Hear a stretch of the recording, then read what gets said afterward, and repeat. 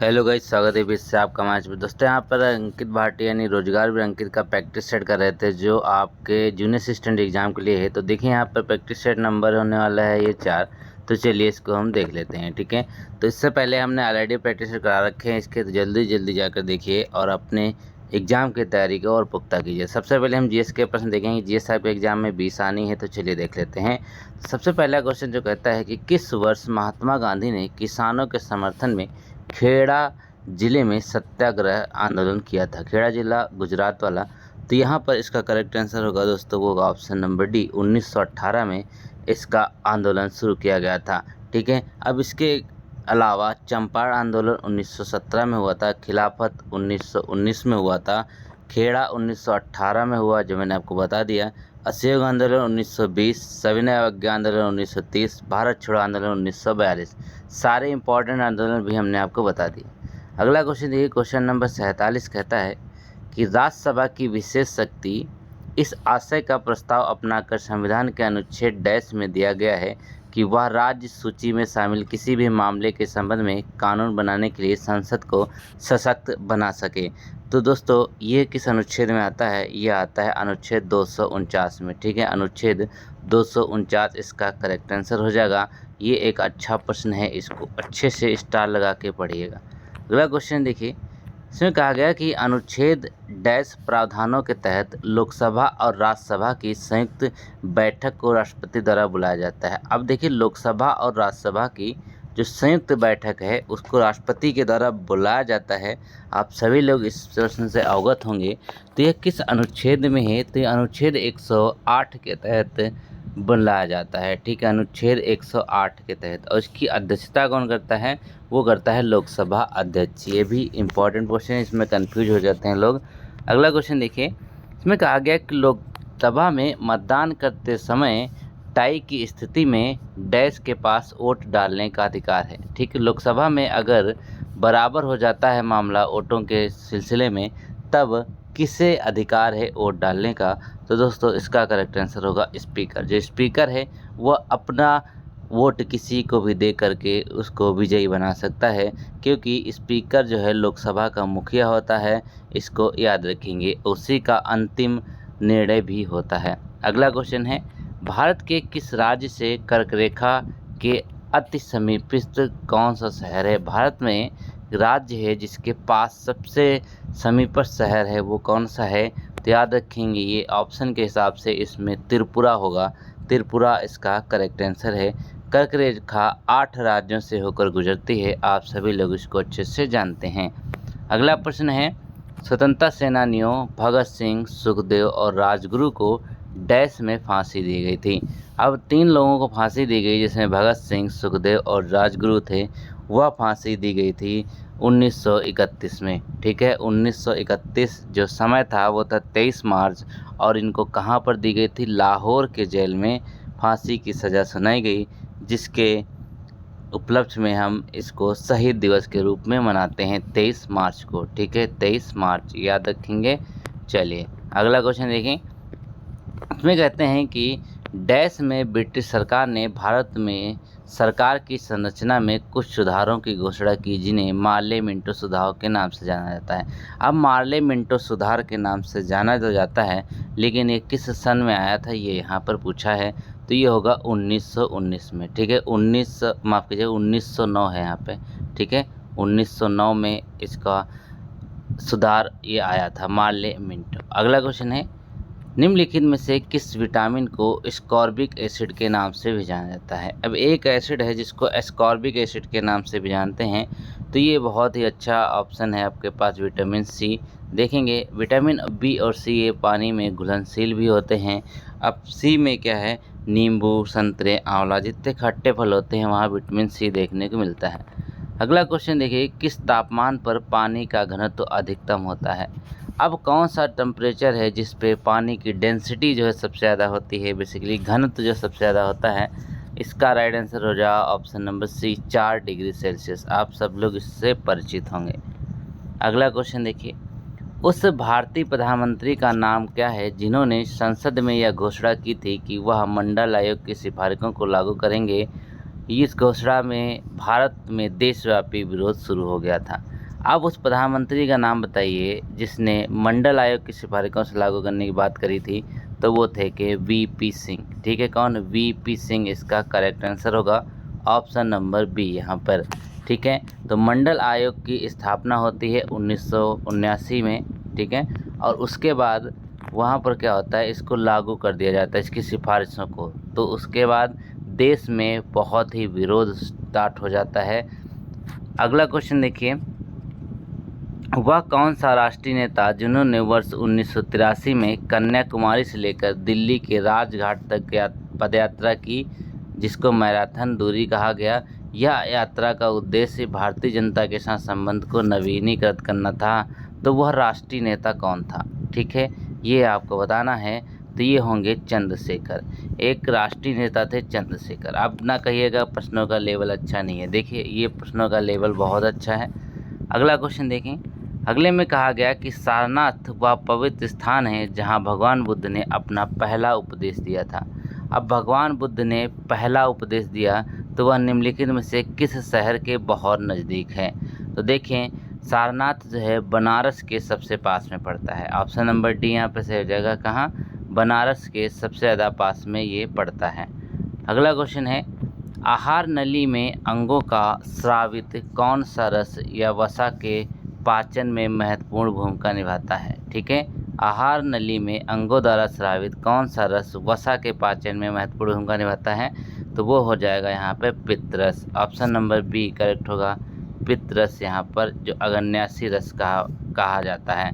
Option number B. अगला question है, मार्तंड सूर्य मंदिर किस राज्य में स्थित है? ठीक है, एक सूर्य मंदिर है जो मार्तंड सूर्य मंदिर के नाम से जानते हैं हम इसको, वह किस राज्य में है? दोस्तों ये है जम्मू कश्मीर में। ठीक है, कहाँ पर स्थित है? जम्मू कश्मीर में स्थित है।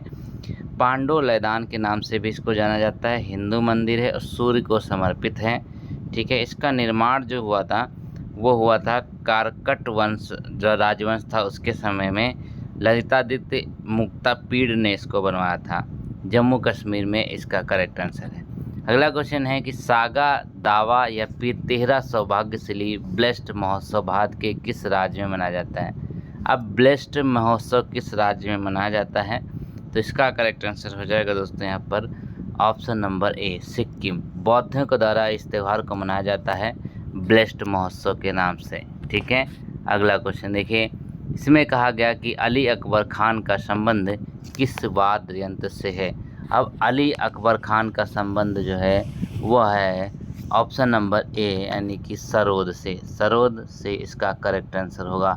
अगला क्वेश्चन देखिए, इसमें कहते हैं कि भारत को आत्मनिर्भर और स्व उत्पादक अर्थव्यवस्था के रूप में स्थापित करने का प्राथमिक जो लक्ष्य है वो किस पंचवर्षीय योजना का था? ठीक है, पंचवर्षीय योजना कौन सी थी?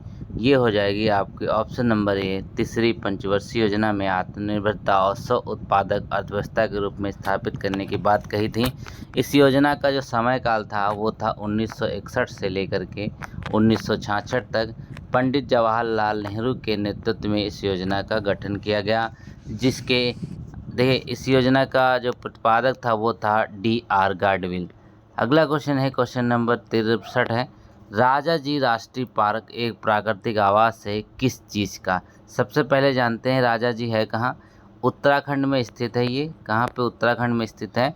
अब इसका करेक्ट आंसर हो जाएगा ऑप्शन नंबर बी, एशियाई हाथियों के लिए एक प्राकृतिक आवास है। ठीक है, एशियाई हाथियों के लिए एक प्राकृतिक आवास है। इसके अलावा भी यहाँ पर हाथी, हिरन, चीते या मोर भी पाए जाते हैं। अगला क्वेश्चन है 64 में, कारगिल की लड़ाई में पाकिस्तान के विरुद्ध भारतीय सेना की आक्रामकता को किस नाम से जाना जाता है? ठीक है, अब कारगिल का जो युद्ध हुआ था उसको हम ऑपरेशन विजय के नाम से जानते हैं। ठीक है, ऑप्शन नंबर सी होगा, ऑपरेशन विजय के नाम से जानते हैं। 1999 में ये कारगिल का युद्ध हुआ था। अगला क्वेश्चन देखेंगे, इसमें कहा गया कि द एक्सीडेंटल प्राइम मिनिस्टर नामक पुस्तक के लेखक कौन है? द एक्सीडेंटल प्राइम मिनिस्टर नामक पुस्तक के लेखक, इसको जल्दी से बताइए। तो क्या होगा 65 में? ये होगा संजय बारू की पुस्तक है जिसका नाम है the accidental prime minister. Option number D यहाँ पे करेक्ट हो जाएगा।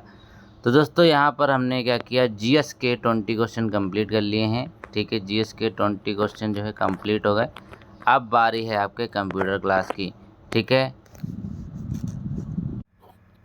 तो दोस्तों यहाँ से हम कंप्यूटर की बात कर लेते हैं। तो कंप्यूटर के 15 क्वेश्चन हम करने वाले हैं, तो चलिए देख लेते हैं। यहाँ पर देखिए, सबसे पहले कहता है कि DES का फुल फॉर्म क्या होता है, बेसिकली इसका अर्थ क्या होता है। दोस्तों इसका करेक्ट आंसर होगा डाटा इनक्रिप्शन स्टैंडर्ड। ठीक है, डाटा इनक्रिप्शन स्टैंडर्ड। अगला क्वेश्चन देखिए, तो इसमें कहा गया कि कोड रेड एक प्रकार के क्या चीज़ होती है। कोड रेड कंप्यूटर में यूज होने वाला एक शब्द है जिसको हम कहते क्या हैं, कंप्यूटर वायरस के नाम से जानते हैं। ठीक है, कोड रेड कंप्यूटर वायरस के नाम से जानते हैं, जिसे 15 जुलाई 2001 को इंटरनेट पर देखा गया था। ठीक है, ये 15 जुलाई 2001 को सबसे पहले देखा गया था इंटरनेट पे, कोड रेड नाम से एक कंप्यूटर वायरस। अगला क्वेश्चन है, ईमेल किस एप्लीकेशन लेयर प्रोटोकॉल का यूज करती है। ठीक है, जो ईमेल है वो किस एप्लीकेशन लेयर प्रोटोकॉल का यूज करती है, ये आपको बताना है। तो देखिए 68 का करेक्ट आंसर होगा दोस्तों, वो हो जाएगा यहाँ पे बी, SMTP। SMTP का मतलब क्या है, सिंपल मेल ट्रांसफ़र प्रोटोकॉल।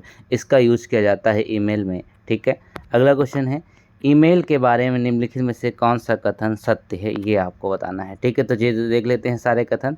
तो यहाँ पर पहला कथन कहता है, ईमेल में अटैचमेंट के रूप में PDF जिप फाइलें दोनों एक साथ नहीं हो सकते, बल्कि दोनों एक साथ आप शेयर कर सकते हैं। इसीलिए ये कथन यहाँ पे सत्य नहीं है। ठीक है, चलिए अब अगला ऑप्शन देख लेते हैं। इसमें कहा गया कि ईमेल में CC फील्ड खाली हो सकता है। ठीक है, अब देखिए CC फील्ड खाली हो सकता है, ये यहाँ पर बिल्कुल सही बात करी गई है। ठीक है, खाली हो सकता है, टू फील्ड कभी खाली नहीं हो सकता, 5 से अधिक अटैचमेंट नहीं हो सकते। ठीक है, ये भी यहाँ पर नहीं है। तो क्या होगा, ऑप्शन नंबर बी करेक्ट होगा। अगला क्वेश्चन है, वेब पेज एक दूसरे के किस माध्यम से जुड़े होते हैं। ठीक है, जो वेब पेजेस होते हैं वो एक दूसरे से किस माध्यम से जुड़े होते हैं। तो दोस्तों वो जुड़े होते हैं हाइपर लिंक के माध्यम से। ठीक है, हाइपर लिंक के माध्यम से ये जुड़े होते हैं।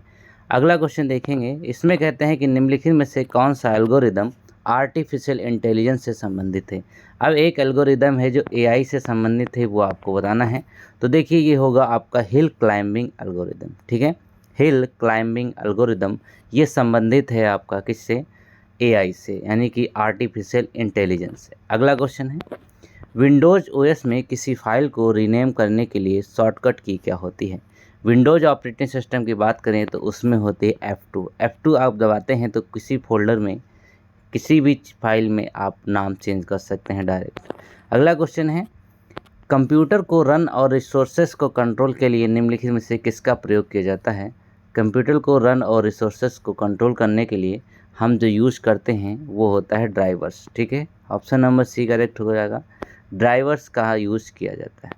अगला क्वेश्चन है क्वेश्चन नंबर 74 में, पावर पॉइंट में प्रिंट करने के लिए कौन सी शॉर्टकट की होती है। बहुत ही आसान प्रश्न है, तो ये होता है कंट्रोल P। ठीक है, कंट्रोल P एक शॉर्टकट की है जो आप डॉक्यूमेंट को डायरेक्ट प्रिंट कर सकते हैं।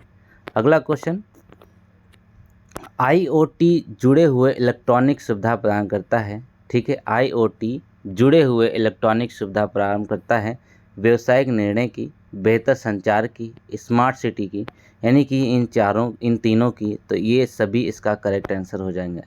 ठीक है, IoT इलेक्ट्रॉनिक सुविधा प्रदान करता है व्यवसाय निर्णय, बेहतर संचार और स्मार्ट सिटी तीनों की। अगला क्वेश्चन देखिए, क्वेश्चन नंबर 76 है, पावर पॉइंट में किस कमांड का उपयोग करके समीकरण को स्लाइड में इंसर्ट किया जाता है। अब समीकरण को स्लाइड में इंसर्ट करते हैं तो इसमें कौन सी कमांड होती है, उस कमांड को यूज़ करते हैं जिसका नाम होता है इक्वेशन। ठीक है, इक्वेशन का यूज़ करके हम इंसर्ट करते हैं स्लाइड में। अगला क्वेश्चन है, MS वर्ड में शब्दों के नीचे लाल रंग क्या दर्शाता है। ठीक है, MS वर्ड में अगर आप कुछ टाइप कर रहे हैं तो उसमें रेड ऐसे आ जाता है, तो वो दर्शाता है स्पेलिंग में शुद्धि, यानी कि कुछ आपने एरर टाइप किया है, इसीलिए ये आपको नोटिफ देखने को मिलता है।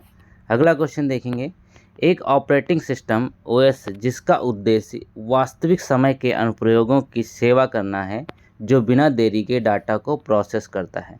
78 में देखिए तो क्या होगा यहाँ पर, ये होगा रियल टाइम ऑपरेटिंग सिस्टम। ठीक है, क्या होगा, real time operating system. Option number B यहाँ पे एकदम करेक्ट हो जाएगा। चलिए अगला क्वेश्चन देखिए, अगले में कहा गया कि MS Excel 2010 में नीचे दिए गए फंक्शन का परिणाम क्या होगा। ठीक है, अब यहाँ पे देखिए 79 में, तो इसमें जो परिणाम होगा दोस्तों वो होगा 1-68, ठीक है, 1-68 होगा, ये आपका करेक्ट आंसर होगा। अगला क्वेश्चन है, निम्नलिखित में से सबसे छोटी इकाई क्या है? ठीक है, इसमें से सबसे छोटी इकाई क्या होती है? देखिए जीबी ये 1 गीगाबाइट है, किलोबाइट है, मेगाबाइट है और टीबी यानी कि टेराबाइट है। तो केबी जो है वो सबसे छोटा होता है, आप लोग जानते हैं, ये सबसे छोटी होती है यूनिट। अगला क्वेश्चन देखें। अब देखिए कंप्यूटर के हमने ख़त्म कर लिए हैं 15 क्वेश्चन, अब करने वाले हैं यूपी स्पेशल के 15 क्वेश्चन, जिसके यूपी स्पेशल के 15 क्वेश्चन हम यहाँ पर करेंगे। ठीक है, चलिए देख लेते हैं। तो यहाँ पर कहते हैं 81 में कि भारतीय साग सब्जी संस्थान ये कहाँ पर स्थित है? साग सब्जी संस्थान स्थित है, वो है बनारस में। ऑप्शन नंबर सी करेक्ट हो जाएगा, बनारस में साग सब्जी संस्थान स्थित है। अगला क्वेश्चन है, उत्तर प्रदेश के एका आंदोलन का नेतृत्व किस नेता ने किया था? जो एका आंदोलन है इसका नेतृत्व किस नेता के द्वारा किया गया, ये आपको बताना है। तो ये होगा आपका मदारी पासी। ठीक है, option number B D correct हो जाएगा, मदारी पासी के द्वारा एका आंदोलन जो है वो इसका नेतृत्व किया गया था। अगला क्वेश्चन है, अर्जुन बांध नहर से उत्तर प्रदेश का लाभान्वित जिला कौन सा है? अब अर्जुन बांध एक बना हुआ है, उत्तर प्रदेश का वो लाभान्वित जिला है, वो कौन सा जिला है? तो ये आपका करेक्ट आंसर होगा दोस्तों 83 में। उससे पहले बता दूं कि वीडियो को लाइक ज़रूर करें, क्योंकि आने वाले समय में आपके लिए ये सारे के सारे प्रश्न इंपॉर्टेंट हैं। तो हमीरपुर इसका करेक्ट आंसर हो जाएगा, ऑप्शन नंबर डी। अगला क्वेश्चन है, उत्तर प्रदेश का पारीछा बांध किस नदी पर अवस्थित है? ठीक है, एक बांध है जिसका नाम है पारीछा बांध, तो ये किस नदी पर अवस्थित है ये आपको बताना है। तो ये स्थित है बेतवा नदी पर। ठीक है, बेतवा नदी इसका करेक्ट आंसर हो जाएगा। यहाँ पर एक परीक्षा पावर प्लांट भी स्थित है, ठीक है, पावर स्टेशन भी।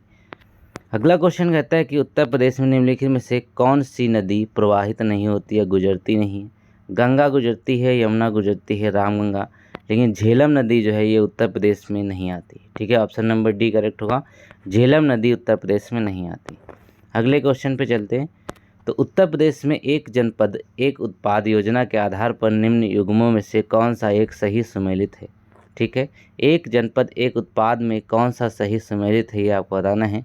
तो देखिए जो बागपत है वहाँ पर लकड़ी के खिलौनों का कार्य होता है, ये यहाँ पर गलत है। ठीक है, ये सुमेलित नहीं है, बाकी तीनों सुमेलित हैं। अमेठी में मूंज का काम होता है, बल्कि बागपत में होता क्या है, वहाँ पे होम फर्निशिंग का ज़्यादा काम होता है। इसके साथ साथ यहाँ पर आगरा में चर्म उत्पाद बहुत फेमस है, गौतम बुद्ध नगर में रेडीमेड कपड़े बहुत फेमस हैं। ठीक है, चलिए अगला क्वेश्चन देखिए। भारत के किसी राज्य में विधान परिषद का सृजन अथवा समाप्ति की जा सकती है, वह किस वजह से होगी? तो किसी राज्य में विधान परिषद के सृजन या समाप्ति होती है तो उसका रीजन होता है दोस्तों, राज्य विधानसभा के तत्संबंधी संकलन को पारित करने पर संसद के द्वारा इसको समाप्त किया जा सकता है। अगला क्वेश्चन है, उत्तर प्रदेश के राज्य लोक सेवा आयोग के कार्यों का विस्तार किया जा सकता है। अब उत्तर प्रदेश का जो राज्य लोक सेवा आयोग है इसका विस्तार किस तरीके से करेंगे, ये होगा उत्तर प्रदेश विधानमंडल के द्वारा। ठीक है, ये उत्तर प्रदेश विधानमंडल के द्वारा होगा और ये होता है अनुच्छेद 321। ठीक है, अनुच्छेद 321। अगला प्रश्न है, निम्नलिखित में से कौन सा युग्म सही सुमेलित है? अब इसमें से एक युग्म है जो सही सुमेलित है, ये आपको बताना है। तो देखिए भोटिया बाराबंकी में नहीं पाए जाते हैं, बुक्सा यहाँ पे करेक्ट आंसर होगा। बुक्सा जो है बिजनौर के निवासी हैं। ठीक है, थारू जो है ये बांदा के नहीं है, गोरखपुर के भी नहीं है ये। ठीक है, तो बुक्सा आप कहाँ पे है? बिजनौर इसका करेक्ट आंसर होगा। अगला प्रश्न देखेंगे तो कहते क्या हैं, सर्वाधिक अनुसूचित जातियों वाला जिला कौन सा है? ठीक है, सर्वाधिक अनुसूचित जाति जहाँ रहती है उसको कौन सा जिला माना जाएगा? वो होगा आपका 90 में सोनभद्र। सोनभद्र में सबसे ज़्यादा एसटी जनसंख्या निवास करती है, आप लोग अच्छे से जानते हैं। अगला क्वेश्चन है, उत्तर प्रदेश में कितने सामान्य केंद्रीय विश्वविद्यालय हैं? ठीक है, सामान्य केंद्रीय विश्वविद्यालय उत्तर प्रदेश में कितने हैं? तो टोटल 6 केंद्रीय विश्वविद्यालय हैं जो नॉर्मल हैं।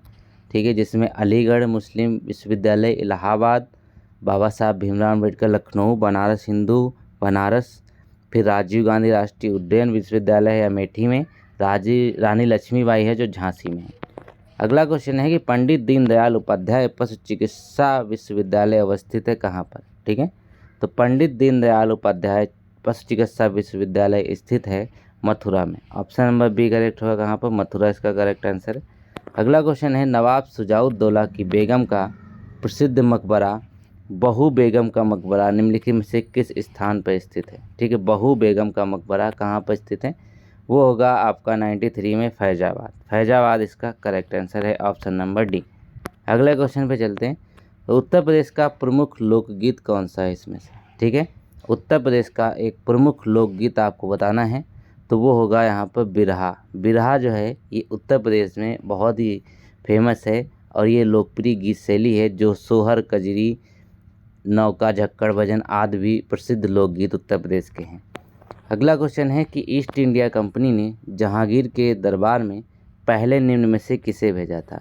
अब जहांगीर के दरबार में सबसे पहले किसको भेजा गया था वो देख लेंगे, तो वो थे हॉकिंस। ठीक है, हॉकिंस इसका करेक्ट आंसर हो जाएगा, कैप्टन हॉकिंस। इसके बाद सर थॉमस रो आए थे, इसके बाद आए थे हॉकिंस के बाद। अगला क्वेश्चन है, इसमें कहा गया है कि निम्नलिखित में से कौन इलाहाबाद के 1857 के संग्राम का नेता था। अब इलाहाबाद से जिन्होंने नेतृत्व किया था वो कौन थे, Maulvi Liaquat Ali. Option number D correct होगा, मौलवी लियाकत अली। अगला क्वेश्चन देखिए, लखनऊ में 1857 के स्वतंत्रता के संग्राम के समय नेतृत्व किसने किया था। लखनऊ में जो नेतृत्व किया वो किया था यहाँ पर बेगम हजरत महल ने। ठीक है, बेगम हजरत महल।